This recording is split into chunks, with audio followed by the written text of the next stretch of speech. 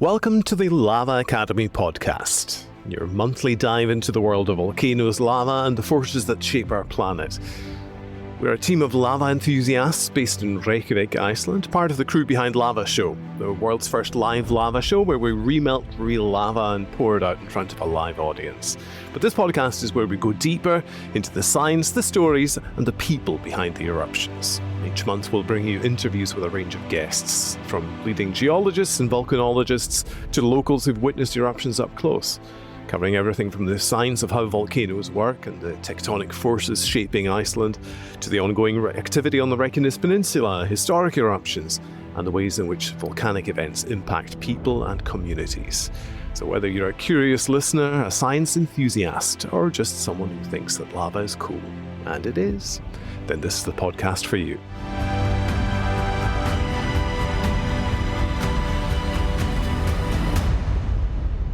Welcome back to the Lava Academy podcast. I'm your host, Iain MacKinnon, a former primary school teacher from Scotland, now living in Reykjavik and playing with lava for a living. And I don't have a co-host with me this episode. I'm doing things slightly differently, and that's because we've got a little bit more of a kind of intimate chat going on here. So I think we'll just go right to that right now.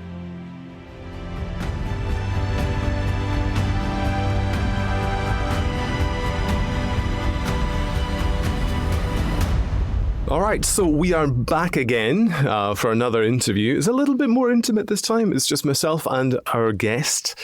And our guest this time is the one and only Júlíus Ingi Jónsson, the founder of Lava Show and my boss. So I'm going to be on my best behavior today. So Júlíus, tell us a little bit about yourself, your background. Yes, hello, and thank you for inviting me to the podcast. I was born in Reykjavik, so I'm Icelandic. Yeah. Me as a kid, I really curious kid. Mm-hmm. Sounds familiar. Yeah, really curious kid, and maybe a little bit like I wanted to do what I found interesting.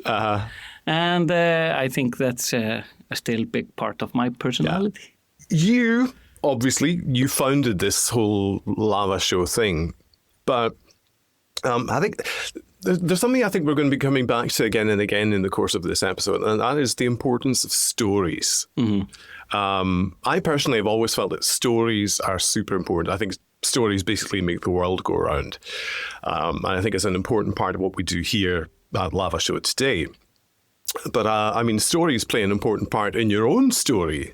And no story probably more so than the story about your great-grandfather and that 1918 eruption of Katla. So why don't you tell us that story just now, just as a kind of precursor to everything else? Yeah, so my interest of volcanoes came while I was a child. My father, he was born in a farm. Mm-hmm. The area is called Álftaver. It's in Vestur-Skaftafellssýslu, that's the county. And the farm is called Norðurhjáleiga. And it's situated on basically a little bit east of Vík. Mm-hmm. And I went to the farm during summers and worked there as a child. But it was child labor. It's a little bit like it. It was a hard work. Hey, listen, I grew up on a farm. I know exactly what this is like. You woke up 7 and you stopped working when it was 6. Too dark. Yeah. And you were constantly doing something. But I really liked that. It was really fun. But to drive to the farm, you have to drive the south coast from Reykjavik, and there's mountains and there's a lot of rough area, and then you have these black sand deserts. Yeah. And I always fascinated with this black sand desert. I was like Iceland has black deserts, but like Sahara desert, all the other deserts are just yellow. And obviously I asked my father, probably was an annoying child, why do we have these deserts? We are not this hot. Mm-hmm. It's not like the sun is just killing all the soil and nothing grows here. It's on the opposite. We're cold. Is it because of the cold?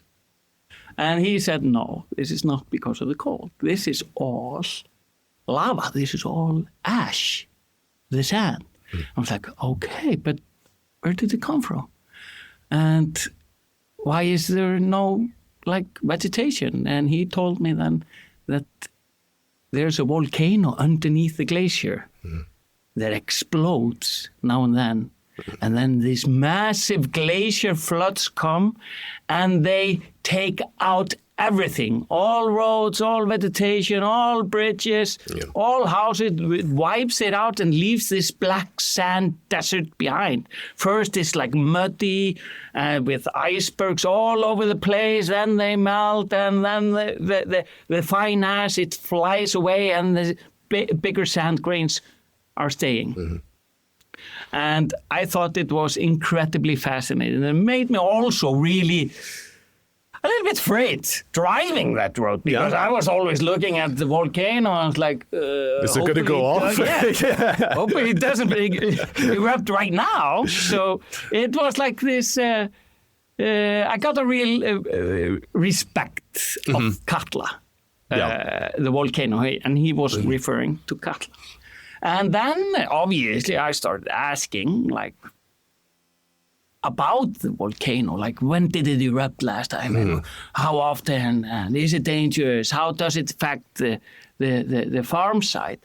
And then he told me it affects the people a lot. And we are always conscious about the volcano, Katla. And he then told me a story of my great-grandfather. Last time when it erupted, it was in 1918. And my great-grandfather, Jón Gíslason, he was actually gathering their sheep up in the highlands in the roots of Katla. Because Réttir. Yeah, it's Réttir, and here in Iceland, all our lamb or sheep is basically organic. In the summer, we just let them be in the countryside, and they go up in the mountains and they eat mountain grasses, and they're just left. And they have this system. They have they mark them in the ear. Yeah, we have that ourselves. All the farmers, they go with the sheep, and they go up into the mountains. And in the end of the year, they all go and collect them on horseback riding and walking with long sticks. This part of the story is very familiar to me because, again, I grew up in sheep farming country. Yeah.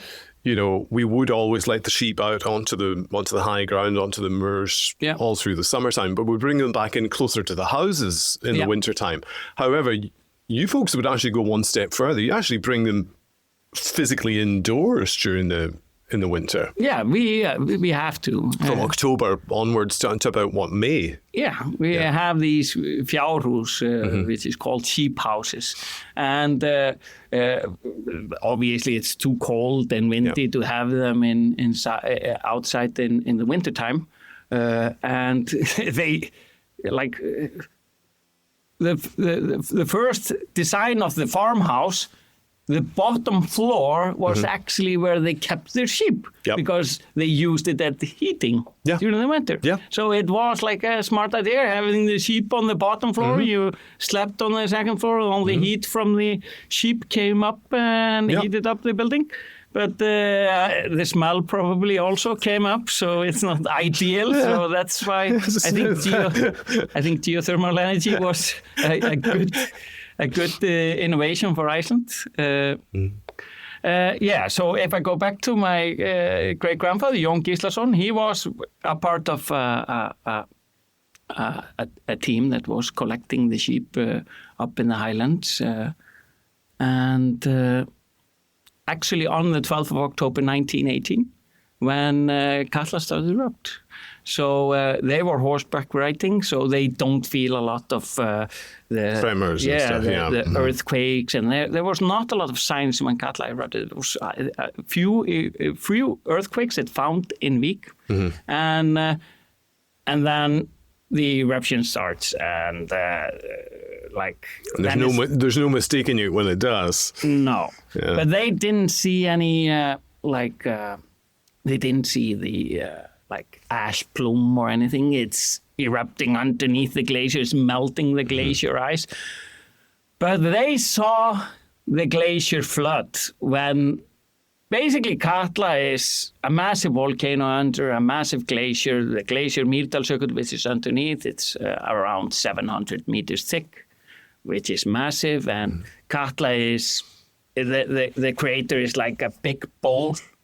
And it starts melting the ice underneath, and the water builds up, but at one point the pressure releases, and then you get this massive flood all in the same time, like bigger than all the big four rivers in the world combined, the water flow, with massive, like icebergs and stones and almost mini mountains that come with the flood. Yeah. And they just saw this coming towards them, and they had to run for their life. They were on horseback right now. They just made the decision, we have to go to this area because that's the high point of where we are. And water obviously wants to go the most efficient way from the mountain to the sea. So they just escaped the glacier flash flood.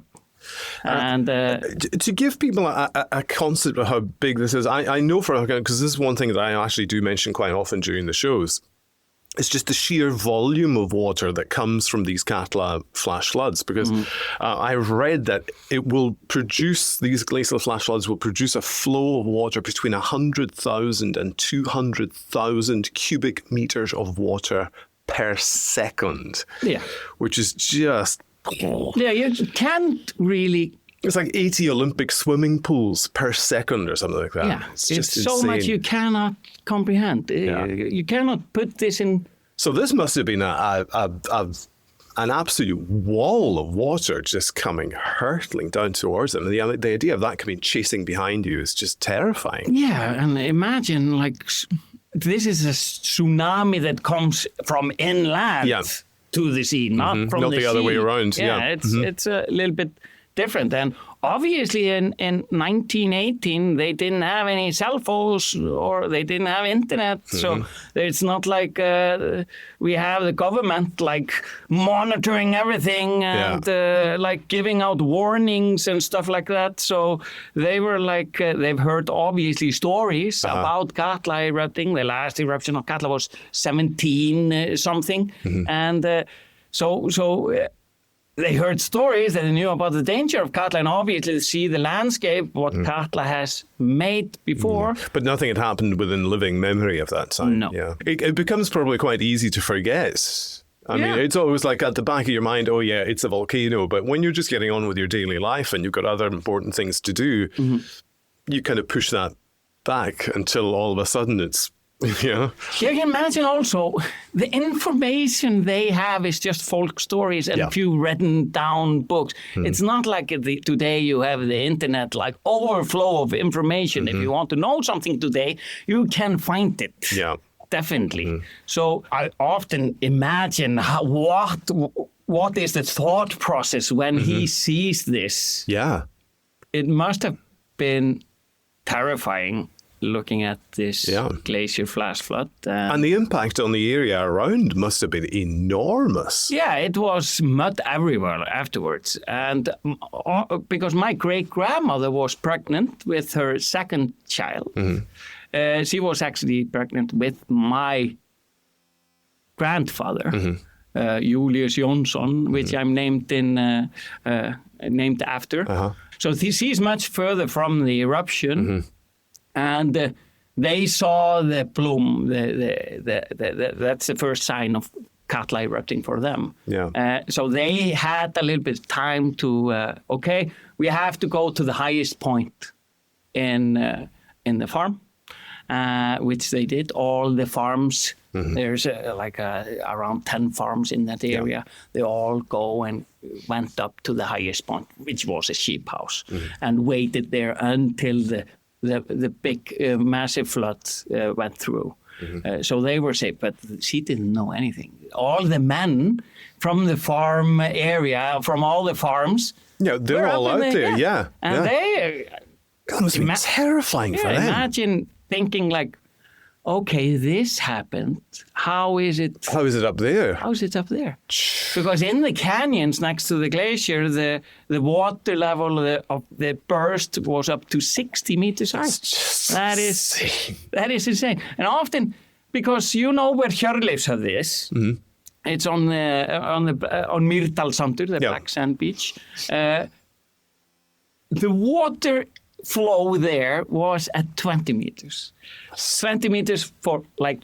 And that's on flats. Yeah, kind and of you can open. actually see that in the mountain, if I call Hjörleifs a mountain, but actually you can see where the water was just bursting.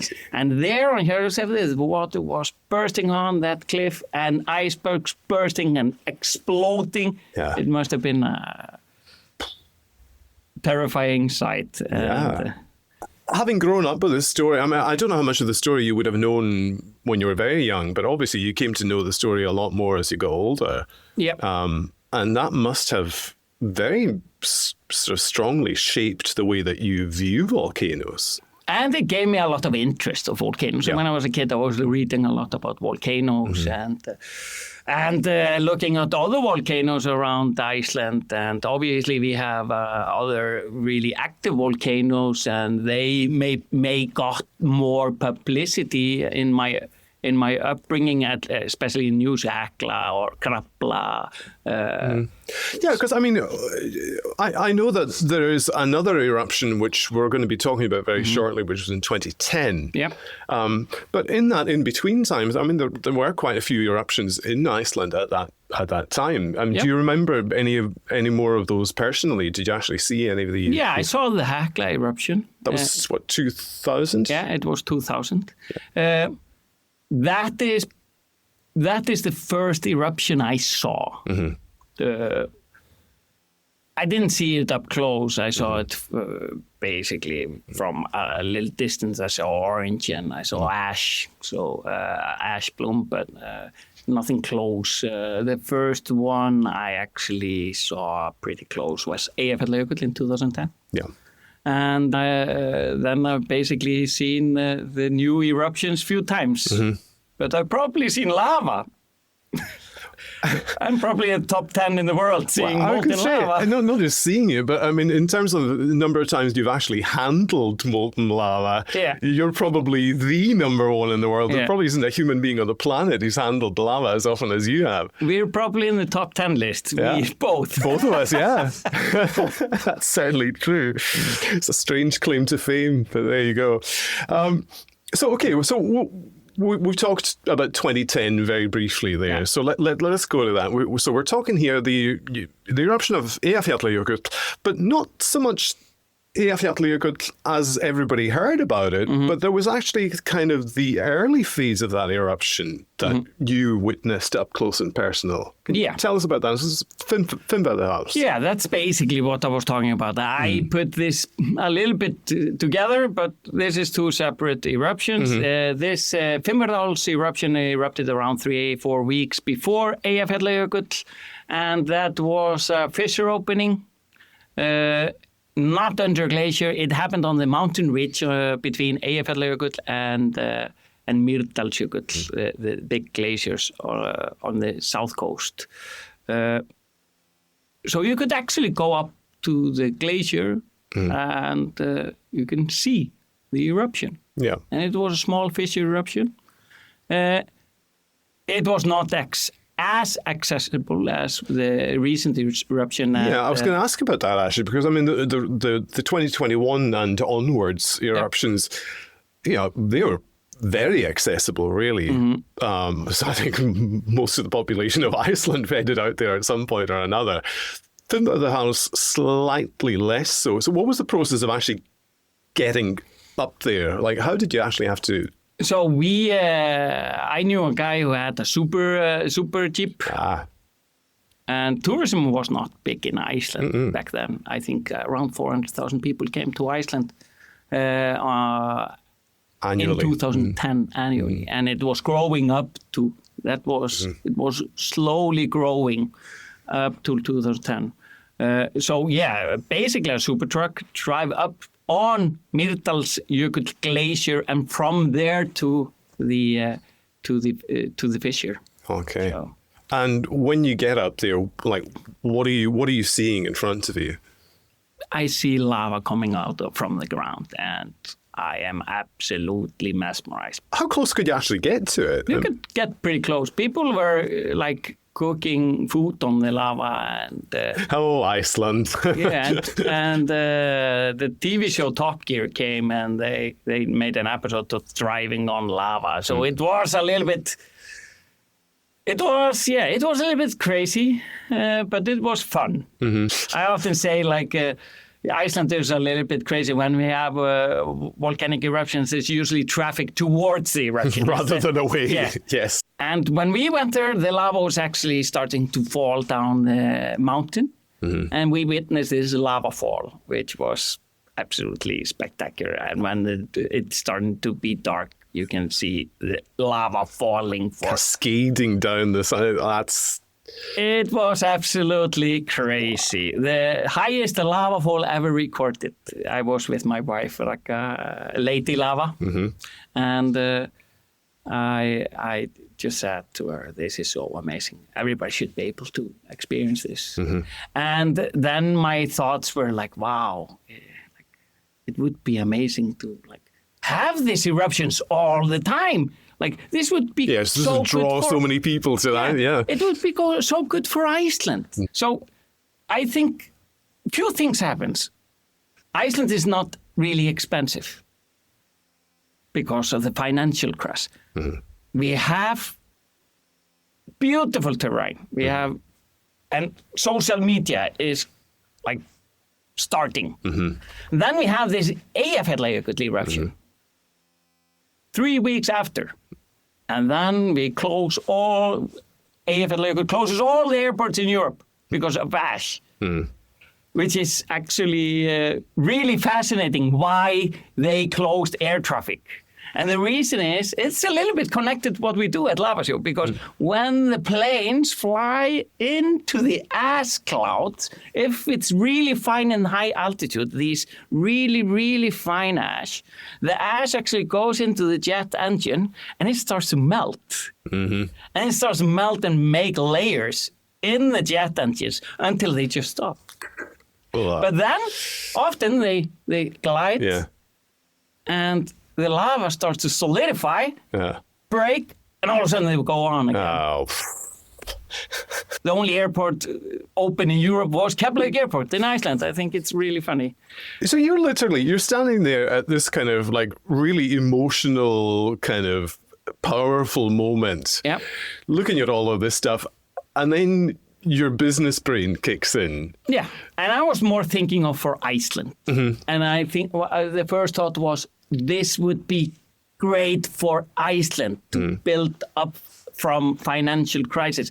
And I said to my wife, like, could you replicate this in a safe area? And I just had the thought, why not just melt lava and pour it? Like, why not just heat it enough so it remelts? It's molten. Mm-hmm. The earth melted it in the first place. Yep. And then I thought, and then you can pour it in front of people and then explain Iceland and tell them how the lava solidifies and basically have a really entertaining volcano show or lava flow show or where you can actually just do this. Mm-hmm. But this was in 2010. Mm-hmm. I was working for, I was a brand manager at this time for the Coca-Cola company here in Iceland. I thought it was a spectacular idea. I didn't know if the market was ready for it. Aside from anything else, there's also the practicality aspect of it. It's like, well, how in the world do you even do this? I didn't even think of that. Yeah. I just thought, you can melt lava, definitely. Mm-hmm. It's molten in nature. And I just thought it would be a cool thing to do. No. But then just times move on. I did other things. So we didn't act on it in 2010. It was just a thought. So how then did it come to be that the lava show eventually opened up down in Vik? There's a pretty significant gap in time between those two events. Yes. It's not that much. Time flies. Yeah. Was it 8 years? Yeah, 8 years. So we had 2 kids at the time, in 2010, 2 boys. And we decided to move to Denmark. We started there for 2.5 years. And in Denmark, we got a little bit of... our boys were not really adapting really well in the kindergarten. Like most Icelandic kids had developed the Danish, at least the bare minimum, just understanding and Danish after half a year, but they were not picking up Danish. So they went into like a diagnosis phase, and then we got our oldest son was basically diagnosed with autism, and that was a big shock for us. Yeah. We associated the autism a little bit just like a poster, like the stereotype. Yeah. Like Rain Man and stuff like that. We're like, no, our boy is nothing like that. And we went through denial and anger and sadness and all these phases. Yeah. I'm a little bit of a maximizer. When I have a problem, I have to know everything about it. And I started reading everything about it. And I read almost everything I found about autism. I said to Raka, if Jónakus has autism, then Victor Ingi has it too. I'm absolutely sure. And later, he also got diagnosed with autism. Yeah. And it's obviously really, really a shock. But then you come to that point that the diagnosis, like I often say this, when you get the diagnosis, you are, what do you call it, like mourning your perfect kid future. Yes. Because you see, he's going to do this, he's going to be really good in football, really popular, he's going to go to university and have a great job. You're like, that is all unclear. Yeah. And this was a problem I could not solve. I had to accept this. I could not fix this. Yeah. I had to live with this. And then I just got to the point that, why am I letting the diagnosis having effect on my boys? They haven't changed, and I love them exactly like they are. Now the project is more maximizing their potential in the future. Yep. And that is basically how I was able to go forward. So it was a big year.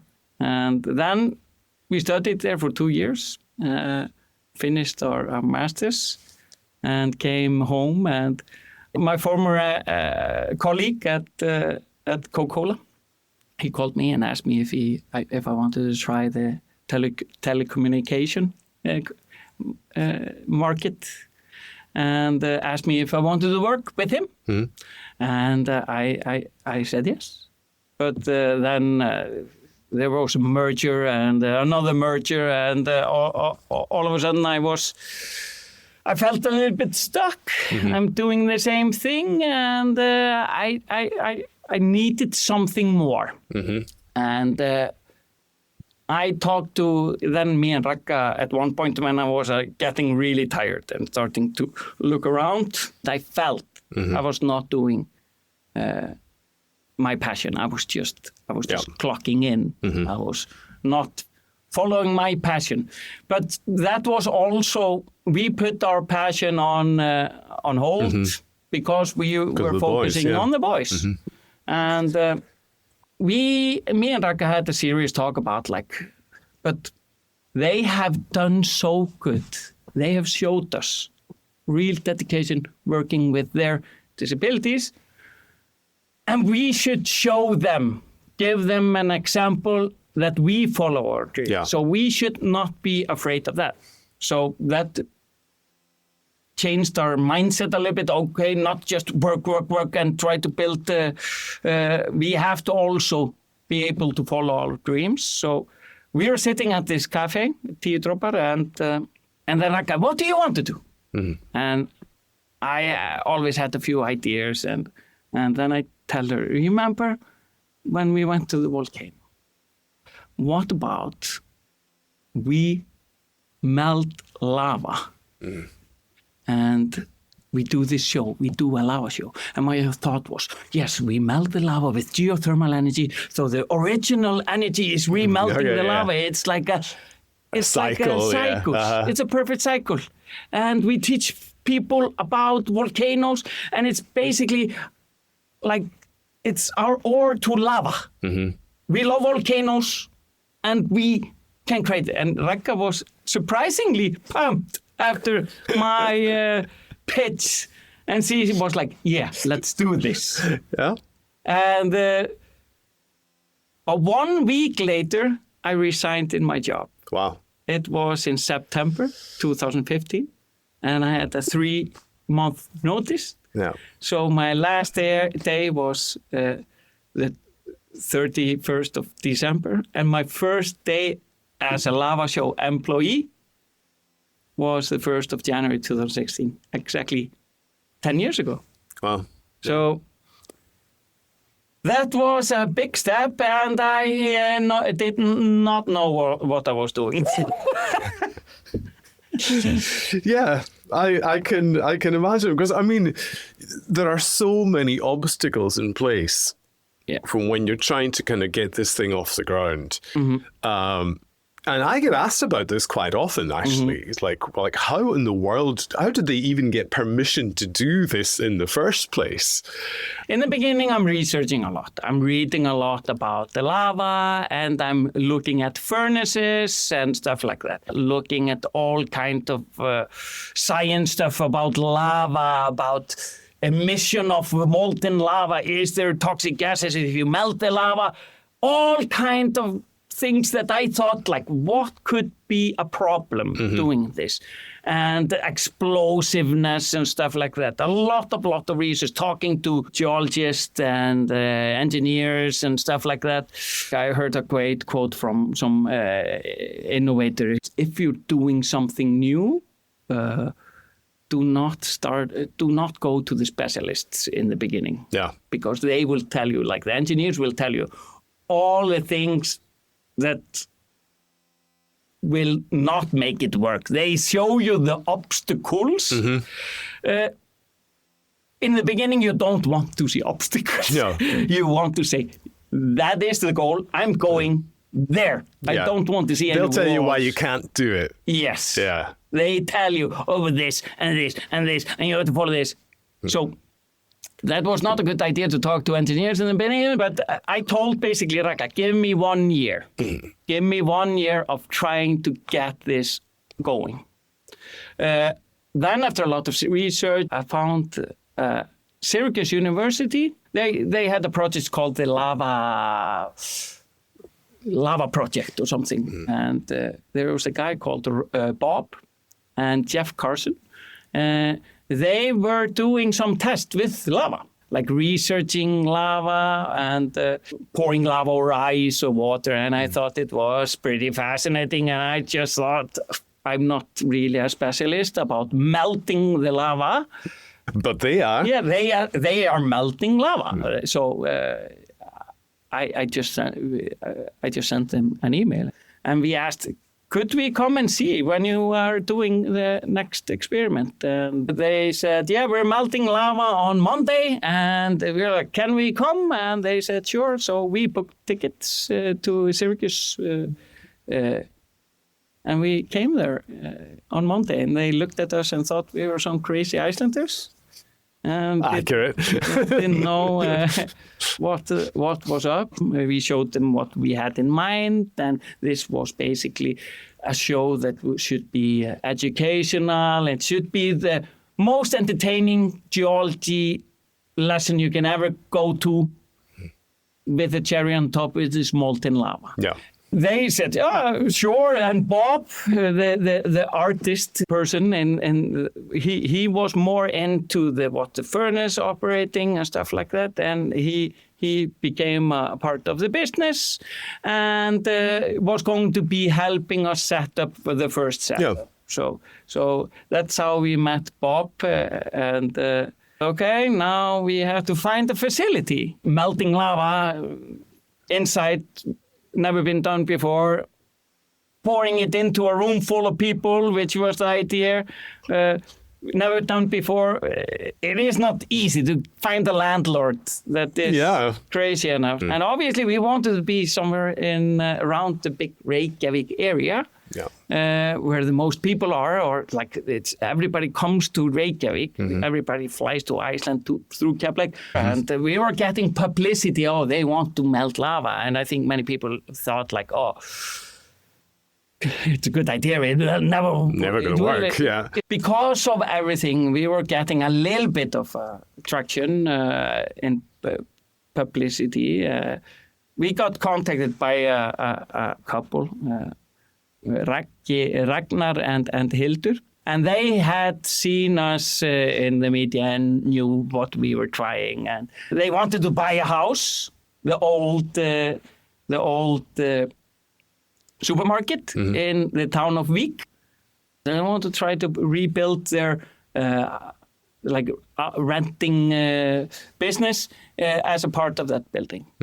So they contacted us and told us, would you consider coming to Vík?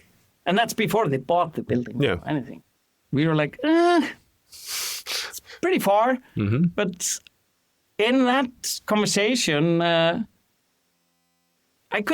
could see how we would spin the story about Vík, because my great-grandfather and that story. And the funny thing that Ragnar, his grandfather was with my great-grandfather. It felt like a little bit... Yeah, it's like one of those kind of meant-to-be moments. Yes, they faced Katla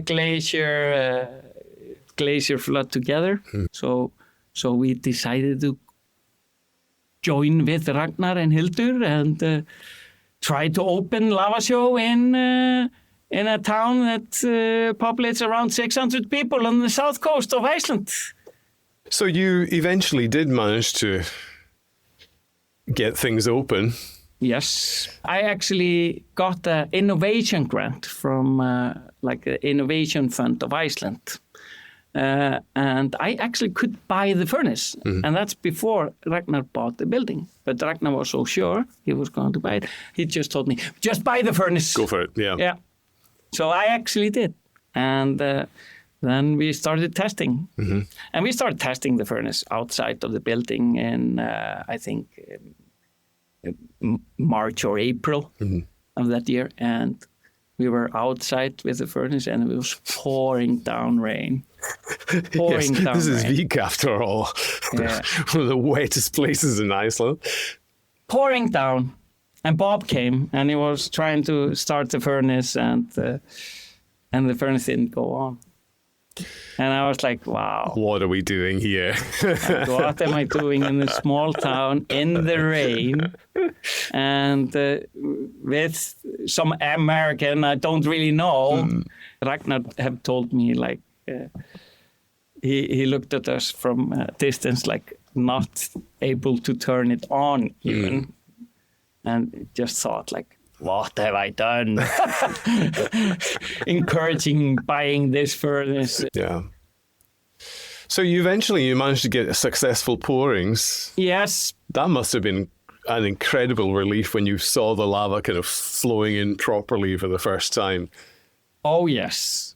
So we found the right volume and this was the testing period, but then you have to actually open up a business. Yeah. And to open up a business, you have to be safe. So we got from the government, like work and safety, and from the health department, stuff like that. And I was extremely stressed because I actually called the work and safety and asked, like, what do I have to do to open? And it's like, you have to follow all the regulations that exists. But I was like, yeah, okay, but it's like I'm not doing really normal stuff. Yeah. How does that pertain to lava? Yeah. So I went through a lot of paperwork. We did a lot of paperwork. I always remember when the work and safety comes, I was a little bit more afraid about them. Because he had been really like, you will probably never open. He came personally himself. He was 6 hours at the site asking me thousands of questions. And then there was one complaint, and it was not an emergency light in the freezing container that I actually rented. Wow. And then the first day of actually opening and have paid customers was the 1st of September. Mm. And the furnace broke. And Oops. Then I thought, no, this cannot be happening. Like, how sustainable can this business be if the furnace breaks on the first day of operating? It was a lot of learning curve, and it was. Yeah. There I learned everything about Lava Show. I was at the counter, I was the financial manager, I answered all the calls, and I was doing the shows, and sometimes I melted as well. It was a lot of hard work in the beginning, and obviously me living in basically Vík and Raqqa, like in Reykjavik at the time, was... It took its toll as well. Yeah, absolutely. 2018, we opened. 2019 was really hard. I just heard the furnace running, and I thought, I'm basically just burning money. Because I could calculate like how many people I have to get to the show to make everything work, but we saw like it was building slowly, like word of mouth, people telling people about this. But like when you're selling something new, like totally new, like if you had heard of Lava Show like 10 years ago, you would have think like, oh, it's probably some video. We were losing money, and we had to talk to a lot of suppliers, like, can you please wait a little bit, we can pay this at this time. And then in 2020, we see all our numbers, like booking numbers, are great for 2020. We sold 90% in January for the rest of the year. 90% of 2019, we sold in January 2020. And we were like, really pumped. This is the growing year. This is the year we will actually start breaking even, or at least getting close to it. But then obviously COVID came, and it closed the country basically. Yeah. Everything just... And then I was sure, because the uncertainty was so much with COVID. You did not know what was going to happen or how long it would last, and it was nobody knew anything. I mean, it was just a case of you're going day by day. Basically it was a hard time, and I thought I lost everything, and basically was at home, and my wife was extremely busy. She worked at Microsoft at the moment, and Microsoft Teams was like exploding during COVID, obviously, because that's also the way you communicated in COVID. So I was really bummed, trying to ignore all my email or invoices. But then at one point I just thought, okay, like the country all of a sudden opened for Icelanders in July. No regulations. You could, and I decided to open in July, and the Icelandic summer, like we call it, we had 1 month of a lot of Icelanders coming to the show, and actually Icelanders just traveling around Iceland, and that basically saved us. And then in May 2021, I'm just doing a show for a company. It happens to be one of that persons in there. He was the CEO of the company. He was quitting. His name is Birger. And he thought it was a really good show. And he called me a week later and said, I think this show is amazing. And I was just wondering, why is it in week? And I explained, and he said, I really want to take my friend to the show. Can I come next week? He came, and after that, he said, this is, I think this should be in Reykjavik, and I think this should be all around the world. We really like this. And would we be interested in getting finance? So we just thought I really wanted to get the investment in, because I wanted to make Lava Show safe. Mm-hmm. I want Lava Show to live. So we got them in, and the first thing on the menu was, or the to-do list was opening up a new show in Reykjavik, which we did a year later. Oh. And here we are. And that's now we melted so many thousands of tons of lava, and we got over 500,000 visitors from the start. And I never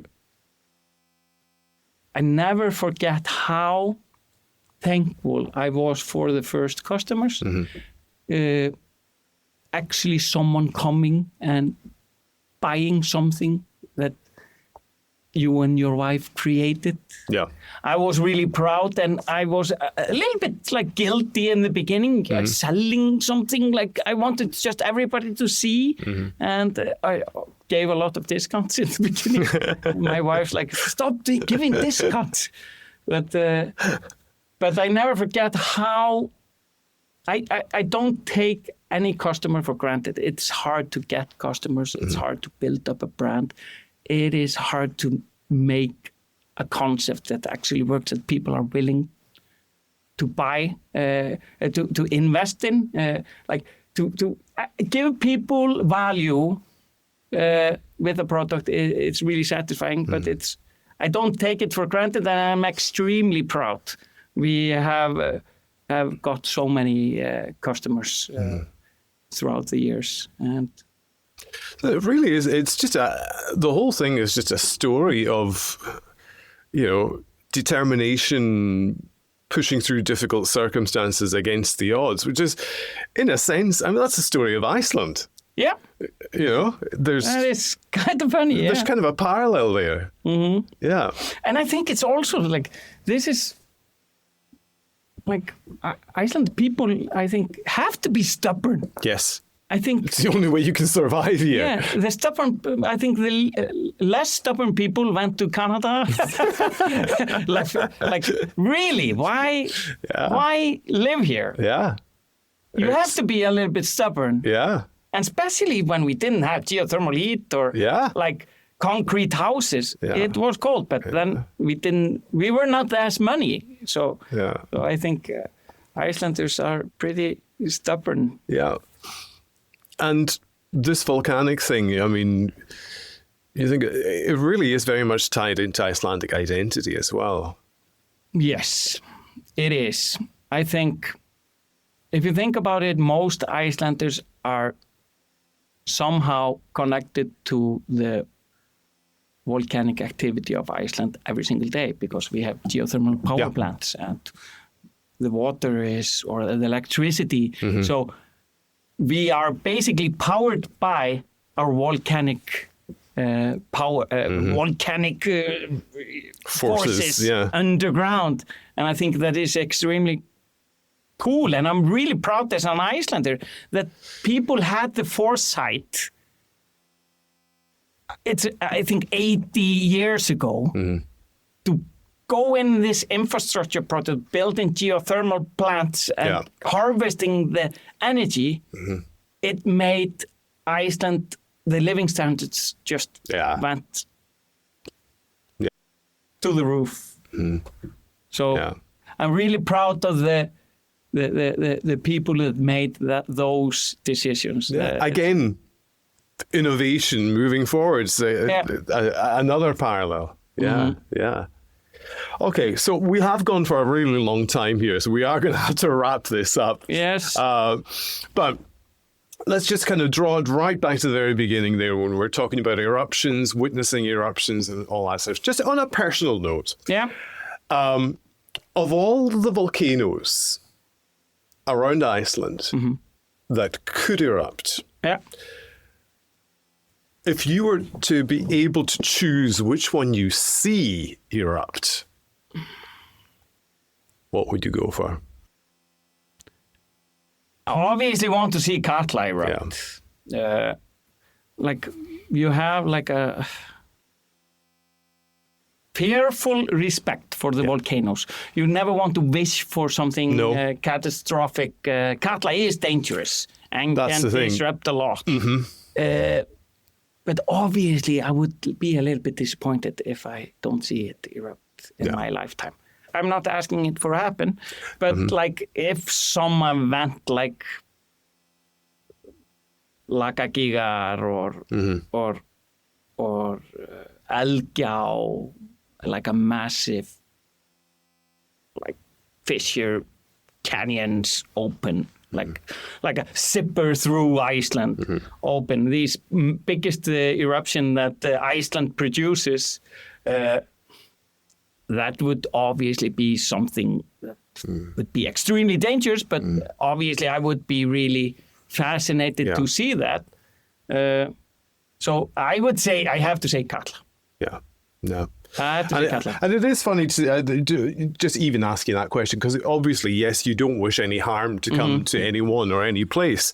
But there is, and I guess that's kind of the story of Lava Show as well. It's this kind of combination of the fear and awe of the nature combined with our own fascination as human beings kind of coming together in that kind of situation.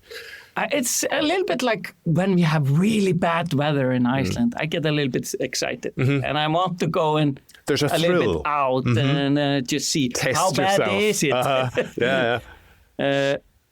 So, but obviously, if it's like devastating and harming people, or like people are getting killed or something, obviously you never want that.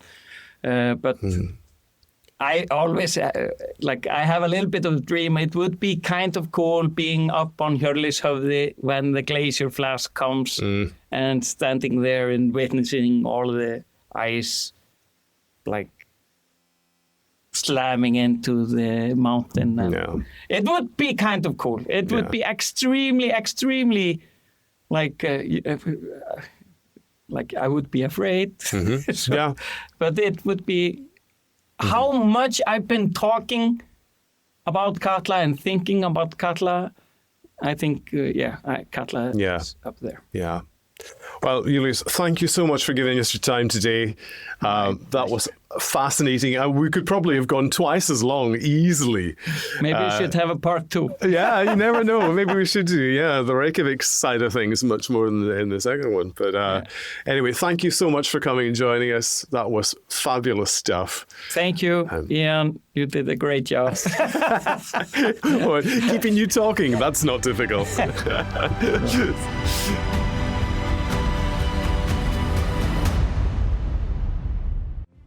So a huge thanks to Júlíus for joining us there. That was a fascinating conversation and really an incredible story from start to finish. We hope you found that inspiring. And if you did, and if you enjoyed the show at all, be sure to reach out to us, let us know, podcast@lavashow.com. And of course you can share and get in touch with us and see our content on the socials as well. So we're on Facebook and Instagram, all the usual places. If you search for Lava Show Iceland, you'll find us there easily enough. But yeah, be sure to subscribe, tell others about the podcast, spread the word. and hopefully we'll see you again here next time. Thanks for joining us.